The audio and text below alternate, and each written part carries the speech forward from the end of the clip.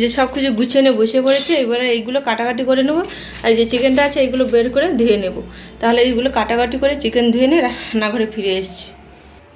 এই দেখুন সব কাটাকুটি করে নিয়ে চলে এসেছি। মাংসটা ধুয়ে নিয়ে এসেছি। একটা কয়লার মাংস তো সেই জন্য একদমই দেখুন লাল টুকটুকে। এবারে আলুটা কয়টা পয়সা আলুটা ভেজে নেব। আলুটাই যে এইভাবে ভেজে নিয়েছি, এবারে তুলে নেব। এই তেলের মধ্যে রসুন আর পেঁয়াজ দিয়ে ভাজা করে নেব, আর তেল দেবো না। পেঁয়াজটা এইভাবে ভেজে নিয়েছি, পেঁয়াজ রসুনটা কাঁচা লঙ্কা দিয়েছিলো। এবারে একে একে মশলা দিয়ে দেবো আদার বাটা, জিরে ধনের গুঁড়ো, লঙ্কার গুঁড়ো। এখানে দিয়ে দিয়েছি আদার বাটা, জিরে ধনের গুঁড়ো, লঙ্কার গুঁড়ো, হলুদ গুঁড়ো। এবারে মশলাটা ভালো করে কষিয়ে নেবো, নিয়ে মাংসটা দিয়ে দেবো। মশলাটা আমার কষানো হয়েছে। এই দেখুন মশলা থেকে তেল ছেড়ে গেছে। এবারে এখানে মাংসটা দিয়ে এবারে ভালো করে কষিয়ে নেব।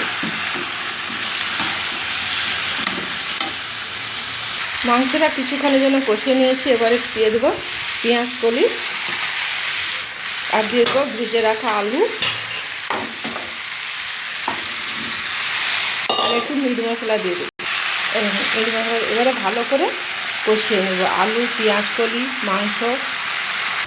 চিকেনটা আমার কষানো হয়ে গেছে। এই দেখুন চিকেনের কালারটা পাল্টে গেছে, আর চিকেন থেকে তেল ছেড়ে গেছে।